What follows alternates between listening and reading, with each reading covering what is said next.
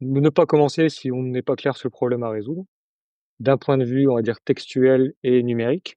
Donc, Mmh. est-ce qu'on sait écrire de manière claire le problème? Est-ce qu'on sait dire qu'est-ce qu'on chercherait à adresser? Ou si on fait bien ce qu'on aimerait faire, comment on le mesurerait? Comment est-ce qu'on fait le lien entre, des objectifs métiers et ce qu'on décide de tester? C'est comme si vous allez vous faire opérer, puis on vous dit: «Bah, en fait, ouais, le moniteur là, il y a un problème». Des fois, ils disent 20, il dit: «Vous êtes mort, vous êtes pas mort, donc on va peut-être vous shooter le cœur», sans on sait pas trop. Mais en fait, c'est ce qui se passe souvent avec les campagnes de test. Your attention, please. Qu'est-ce qui fait un bon développeur? Pas les compétences techniques. Enfin, pas seulement les compétences techniques. Un bon développeur ou une bonne développeuse, c'est quelqu'un qui a une compréhension globale de son métier et de l'écosystème dans lequel il gravite, une vision produit et des compétences humaines, tout ça pour lui permettre de faire des choix éclairés au quotidien et de se sentir bien là où il ou elle est.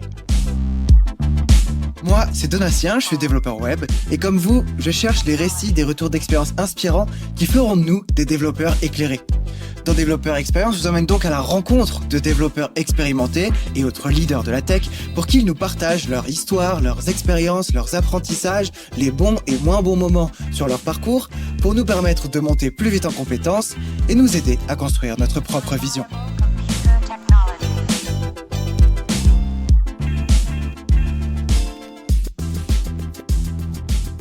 Antoine, j'ai une question pour toi. Moi, je suis très, partisan, du produit, de bien comprendre, les implications, business, et la valeur qu'on apporte, au à l'utilisateur final, dans ce qu'on fait en tant que profil tech. Et donc la question qui me vient assez naturellement après, tout ce qu'on vient de se dire, c'est, comment est-ce qu'on fait le lien entre, des objectifs métiers et ce qu'on décide de tester? Mmh. Bah, il faut effectivement travailler l'escalier qui permet d'arriver, à cette partie-là. Bah, normalement, dans une réalisation produit, on va beaucoup s'appuyer, j'imagine, sur objectif business égal après OKR qu'on va mettre à l'année, trimestre, mois, bon, en fonction des organisations à un niveau plus ou moins fin. Donc ça va nous donner les priorités de qu'est-ce qu'on veut changer normalement ou qu'est-ce qu'on va améliorer. En tout cas, ça va impacter, des activités, des choses qui vont être faites. Heu et là, pour moi, bah, on vient effectivement au c'est là qu'il faut pouvoir réconcilier le faire bien avec cette dynamique de changement. Si c'est à ce moment-là qu'on se dit: «Ah bah, c'est quoi en fait les exigences du parcours client? Il y a un référentiel quelque part ou pas?»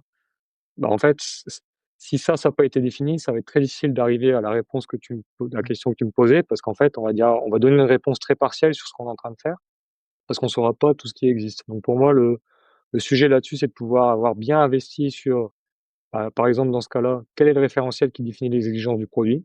Et ça peut pas être une page Confluence maintenue une fois tous les 6 mois par une personne et cetera. Ça doit être quelque chose de maintenu, gouverné, avec des vrais contacts et des gens qui connaissent. Et «OK, ah, tu veux changer ça, mais attention, regarde, en fait, si je recherche et cetera, il y a tout ça qui est impacté et tout». Mmh. Heu et après, va pouvoir faire le lien de ça avec qu'est-ce qui est couvert aujourd'hui, dans les tests. Donc aujourd'hui, ça se fait beaucoup par, dans les outils de test, faire les liens avec les ID d'exigence ou de use case ou de ce référentiel-là et du coup avoir un gap de dire: «Bah, attention, si tu veux changer le parcours paiement, voilà tous les parcours paiement qu'on a sur la plateforme, donc lesquels t'impactent». «Ah oui, ah ouais, bah, moi en fait, j'en avais que 10 en tête, mais là tu m'en montres 120. D'accord, bon, on va déjà regarder». Et après, bah, du coup, dans les 120 lesquels on déteste, qu'il faut aligner et du coup, bah, pouvoir, proactivement gérer ça, idéalement en TDD et donc c'est un peu alors pas forcément contre-intuitif encore une fois, mais s'il y a pas eu ce minimum d'investissement, bah, c'est le changement mineur, souvent, qui se prend la taxe de dette technique ou de pas forcément que technique d'ailleurs, dette organisationnelle qui a pas été adressée et donc je pense que là, c'est important, voilà, c'est pas forcément d'être un leader dans son titre de position, mais quelqu'un qui est pré-lead en disant: «Mais en fait, si on investissait dans ce sujet, en fait, on serait pas plus rapide que pour un ou 2 sujets. On serait plus rapide au trimestre pour, tout le monde, là-dessus». Voilà. Ça veut pas dire qu'il faut 50 référentiels. Il faut quelques référentiels bien posés. Dans ce cas-là, c'est quoi les exigences qu'on cherche à tester? Et puis comment elles sont testées, où? Ouais. OK. Est-ce que pour toi, il y a des règles d'or ou des principes qui sont non négociables, sur le sujet du testing?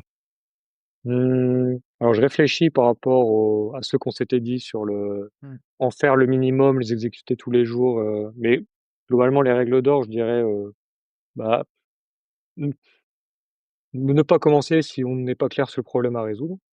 D'un point de vue, on va dire textuel et numérique. Donc, Mmh. est-ce qu'on sait écrire de manière claire le problème? Est-ce qu'on sait dire qu'est-ce qu'on chercherait à adresser? Ou si on fait bien ce qu'on aimerait faire, comment on le mesurerait? Donc ça, Mmh. c'est hyper important, je pense là-dessus. Hem, Après pour moi, bah, avoir des étapes réalistes. Je vais vous donner l'exemple de 0 à 1 à 2. Je pense que beaucoup de gens veulent aller trop vite et donc on part direct en disant: «Bah oui, on va faire TDD, puis on va tout couvrir. Ouais, moi je vais le faire et cetera», mais bon, on se met pas d'accord sur un process de revue quand ça va changer.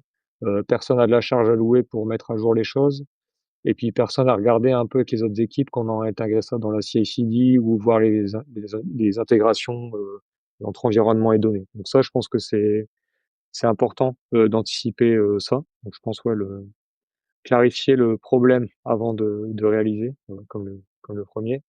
Et après je cherche si je pourrais donner un 3e, en termes de règles d'or, mais j'aurais presque envie de dire, réfléchissez 2 fois si vous voulez faire encore un framework, mais voilà. En tout cas, si c'est un framework light sur comment intégrer, quels tests faut faire et cetera, très bien.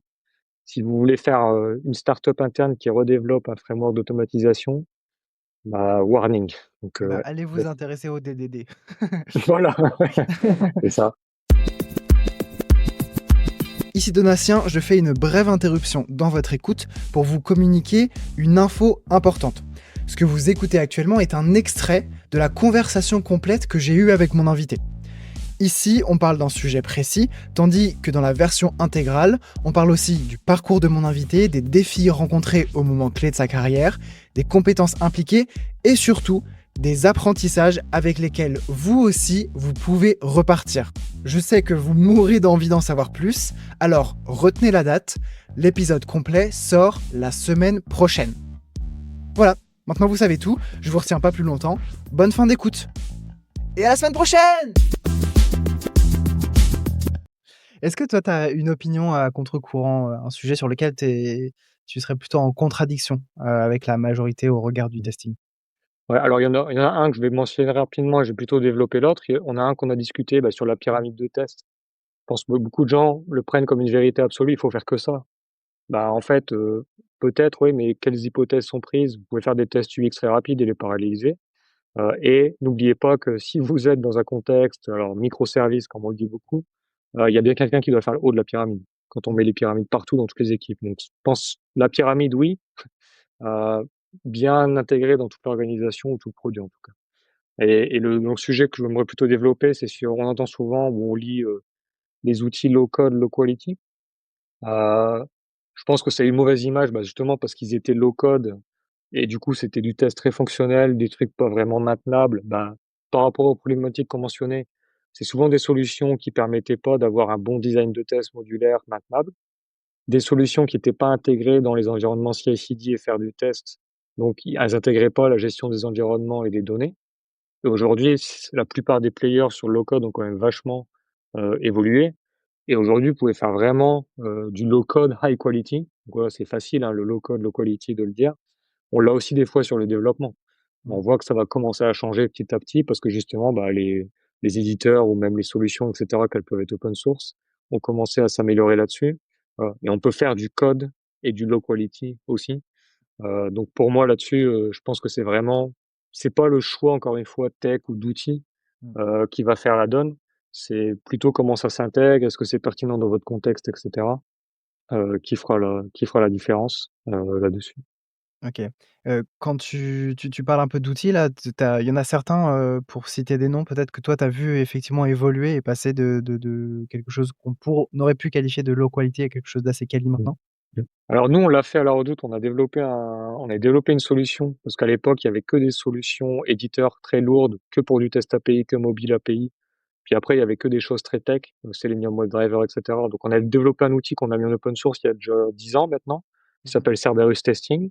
Donc ça restait un outil open source qui a développé une verticale entreprise. Mais en compétiteur, par exemple, il y a, donc sur les outils scripting, Il y a alors ça, c'est pas du low code, mais qui est très connu, donc le Playwright et le Cypress, par exemple, on va parler beaucoup. Mais sur des outils low code, il y a par exemple Test Sigma, qui est aussi accessible full web. Pareil, on peut faire du test web, mobile, API et cetera. Il y a des outils qui commencent à aller sur ça, qui étaient plutôt des outils d'exécution type BrowserStack et Lambda Test. Heu, et après il y a des outils qui sont alors qui se disent low code, mais qui sont un peu lourds à installer quand même sur le desktop et cetera, du Catalon et ce type de solution. Et après il y a plein de solutions par verticale, que des tests d'API, que des tests fonctionnels, que du test UX et cetera. Là encore une fois, la clé, c'est est-ce que vous pouvez relier ça à ce que vous souhaitez tester? Mmh. Parce que ça va être ça le sujet. Voilà. Avant qu'on finisse, j'ai quelques questions pour toi. Est-ce qu'il y a, quelque chose que tu aurais aimé comprendre ou apprendre plus tôt sur le sujet du testing? Ouais, bah, moi, ça aurait été effectivement comment intégrer le test dans le processus alors, pas que dans le processus, mais dans la dynamique de développement logiciel. Heu, alors pas forcément dans toute l'entreprise, mais se dire, voilà, par exemple, on parlait de l'exemple chez développeur, bah, qu'est-ce que ça veut dire pour le PO? Qu'est-ce qu'il faut que je vois avec lui? Lui, le détail d'implémentation, c'est pas son sujet, il va peut-être même Mmh. pas forcément comprendre, mais c'est pas il devrait pas forcément d'ailleurs le voir. Comment je l'intègre? Quels sont les patterns pour le mettre en CI/CD? Comment je fais du test bien modulaire et quelles questions je dois me poser pour la gestion des environnements et des données? Et après, bah, quels indicateurs je vais suivre pour m'assurer que ce que je fais, ça marche et que je dois changer quelque chose ou pas? C'est vrai que moi, j'ai beaucoup appris par, voilà, lire les livres, l'expérimentation, aller dans des meet-up et cetera. Ça a pris un certain temps, aussi des choses qui ont pas fonctionné, d'autres oui, d'autres non. Je pense que c'est le processus, mais je pense que ça m'aurait vachement aidé pour me guider, justement en me disant: «Bah, en fait, ouais, c'est pas qu'un truc que je dois faire tout seul, même si je peux être très rapide et avoir du résultat». Il y a peut-être quelques points clés sur ces trois verticaux, Mmh. à bien regarder avant de faire, ou en tout cas aligner dans l'exécution. C'est quoi selon toi les erreurs les plus courantes ou, les anti-patterns qu'on observe, dans l'industrie, concernant le testing? Et puis éventuellement, Ouais, comment est-ce qu'on peut les corriger? ouais. Bah, je pense qu'il y a une problématique qui est souvent vue comme une activité en silo, fin de chaîne et cetera, où il y a, comme tu disais en intro, bah, pourquoi je dois investir? J'ai pas le temps et cetera. Donc je pense qu'il y a problématique de perception de à quoi ça sert. Donc on a l'impression, un peu comme si un département qualité d'une usine, que les mecs vont venir, ils vont pas nous parler un peu comme un audit, ils vont vérifier des trucs, nous dire ce qu'il faut corriger. Malheureusement, il y a encore beaucoup de gens qui ont cette vision. Donc sur les startups, c'est quand même largement différent, mais il y a pas mal d'organisations, c'est un peu comme ça. On le voit pas comme un allié de se dire: c'est une des composantes du faire bien pour aller vite, et ça va m'aider en fait. C'est je pense une problématique de perception et c'est souvent vu comme un problème qu'une autre personne va mettre en place et cetera. Donc ça, je pense que c'est une problématique.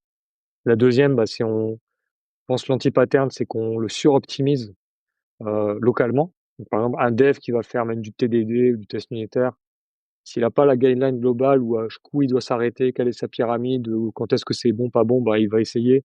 Il va regarder dans Sonar et essayer d'avoir le 100 de coverage alors que probablement inutile pour une partie du code qui va changer très vite et une autre partie qui va jamais changer. Donc je pense que la notion de curseur et bah, où est la valeur, elle est importante à positionner et mesurer pour justement doser l'effort et s'arrêter quand il faut, là-dessus. Ouais. Et donc ça pour le test, ouais. Et puis après, bah, le manque de gouvernance, c'est quand même hyper important parce que sur les chiffres, par exemple, on voit que sur du déclaratif, alors c'est pour moi ma conviction que c'est que la réalité est plus élevée, c'est que 64 des projets d'automatisation de tests, par exemple, c'est des échecs. Principalement, une fois que les premières étapes ont été faites, parce qu'on ne sait pas clarifier comment on va le mettre à jour, qui va le maintenir, on n'a pas regardé les environnements, les données et cetera. Et donc les tests marchent pas ou l'application est pas testable, ou pas bien testable en tout cas. Et donc moi je dis 65, je pense qu'on est plus dans les 70 et quelques. C'est quand même quelque chose de majeur. Voilà. Et puis après les autres stats qu'on voit encore sur DevOps, hein, c'est les 86 des entreprises veulent accélérer, 10 y arrivent sur les performances qu'ils auraient voulu atteindre. Donc ça veut dire que le test n'est pas la seule chose à faire, hein. Mais dans l'ensemble du faire bien pour aller vite, bah, le test est encore quelque chose qui est vachement en peine. Donc moi, j'ai l'espérance quand même que l'évolution de la maturité a quand même bien progressé, beaucoup plus en avance aux US qu'en Europe, mais ça a pas mal accéléré dans les dernières années ici. Et bah, après tout ce qui est, ML, IA et intégration dans des plateformes unifiées de tests, est quand même vachement en train de changer la donne. Donc je pense que ça va s'améliorer. Qu'est-ce que ça veut dire pour toi, en tant que contributeur individuel, d'être autonome sur cette compétence? Mmh Bah, autonome, alors je réfléchis par rapport aux différentes typologies de tests et personas pour pas dire, des choses enfin pas correctes.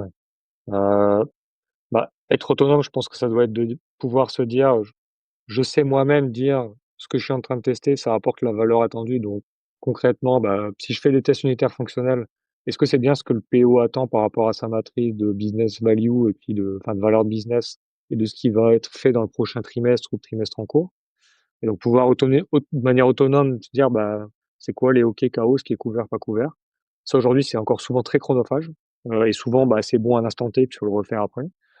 Hem Après, je peux exécuter, voir le résultat des tests en autonomie. Donc concrètement, si je suis un PO et que je vois des tests unitaires, je comprends rien et je dois aller parler au dev pendant 3 heures pour comprendre ce que ça fait, il y a un problème. Donc être autonome, ça va être pouvoir se dire: «OK, voilà mes exigences et cetera. Est-ce qu'elles sont couvertes, pas couvertes? Quand est-ce que les derniers tests ont été faits, dans tel pays, tel voilà, en fonction du produit». Heu, Puis après, idéalement, vers quoi on voudrait tendre, même si des fois c'est pas la même personne, mais être autonome, c'est aussi se dire: «Je peux pouvoir décider de les mettre à jour, et de les maintenir, comme je le veux». Je pense que c'est vraiment ça ce qu'on cherche à atteindre aujourd'hui. Heu, Ça va passer par, je pense, une première étape de transition qui est très drivée par les QA ou les devs dans les startups ou les boîtes tech qui prennent le lead sur ce sujet, qui vont être augmentés par rapport aux verticaux IA qu'on mentionnait, de création, maintenance de tests et d'exécution, pour justement pouvoir monter sur ces problématiques. Et après, enfin, c'est pas séquentiel, mais progressivement, ça pourrait être de plus en plus aux mains des autres contributeurs. Ouais. Qu'est-ce qui, toi, t'obsède sur le testing? Alors moi, ça va, c'est des choses qui m'obsèdent. Alors sur le testing, mais pas que, mais je pense que sur le testing, c'est hyper important. Donc, c'est beaucoup autour du faire bien, parce que je pense que si ça, c'est pas au rendez-vous, en fait, ce qu'on veut faire vite et ce qu'on veut livrer, apporter la valeur, on a du mal à le faire. Mais du coup, il y a la stabilité. Parce que justement, c'est comme si vous allez vous faire opérer, puis on vous dit: en fait, ouais, le moniteur, là, il y a un problème, des fois, 10-20 il dit: «Vous êtes mort, vous êtes pas mort, donc on va peut-être vous shooter le cœur, sans on savait pas trop». Mais en fait, c'est ce qui se passe souvent avec les campagnes de test pour donner des go no go, donc bon, on joue pas la vie de personne, dans la plupart des secteurs, donc ça passe. Mais je pense que la fiabilité, c'est hyper important. Heu, c'est un vrai défi avec une, suite de tests croissante, un produit qui bouge beaucoup et beaucoup de stakeholders. Donc il faut vraiment bien cerner ce sujet parce que s'il y a pas la stabilité, les gens vont retourner, à leurs habitudes et dire: moi, je teste que mon changement à la main. Si ça casse, c'est pas mon problème, c'est notre équipe». Et donc là, on perd tout l'investissement et on tombe dans les 70 et quelques de projets d'automatisation qui n'ont pas fonctionné. Heu, la deuxième, qui est normalement une des métriques qui est dans toutes les démarches par rapport au problème et à ce qu'on cherche à mesurer, c'est la rapidité d'exécution et en tout cas de feedback qu'on peut avoir. Voilà. S'il vous faut des heures pour avoir un feedback, les gens vont pas regarder, ils vont faire autre chose. Heu, Ce sera très difficile sur des tests composants, beaucoup composants API d'aller les mettre dans des pipelines de CI/CD et bloquer. Donc ça, c'est vraiment important, ouais, la durée d'exécution, qui doit être très courte, idéalement avec une fréquence aussi très courte, là-dessus. Et puis après, la troisième, c'est l'efficience. Voilà, je pense que si on arrive à faire quelque chose avec très peu d'efforts et cetera, c'est que ça a été très bien, dans notre cas, ça a été bien designé, on gère bien les environnements, les données et quand on veut changer des choses, si c'est un grand projet, ça va prendre un peu de temps, mais ça va pas être le château de cartes ou château de sable où tout s'écroule ou s'effondre. Donc ça, c'est vachement important, l'efficience, là-dedans. Donc réussir à un premier niveau à se dire: «Tout le monde ne doit pas tout tester, donc organisons l'effort pour tester le moins possible, avec le moins d'efforts possible, où il y a le plus de valeur». Et puis après, localement, bien adresser la mise à jour des tests et leur maintenance, avec les outils qu'on a aujourd'hui, idéalement, qui vont vers l'IA, très prochainement. Your attention, please. Merci encore à mon invité pour cette discussion. J'espère que vous en avez appris au moins autant que moi. Je suis d'ailleurs sûr que certains passages de cette discussion vous ont fait songer à d'autres sujets ou même à d'autres personnes. Alors partagez-leur cet épisode avec un petit message du genre: Hey, j'ai écouté ce podcast et ça m'a fait penser à toi. au-delà d'être une de mes petites techniques de réseautage que je vous partage là, comme ça c'est cadeau, c'est aussi une bonne manière de montrer aux gens que vous pensez toujours à eux. Aussi, partagez publiquement cet épisode sur un channel de veille de votre Discord ou du Slack de votre boîte par exemple, parce que c'est en faisant passer ces bonnes idées qu'on améliorera notre développeur experience à tous. C'était Donatien, je vous dis à très vite pour un prochain épisode. Merci d'avoir écouté. Ciao.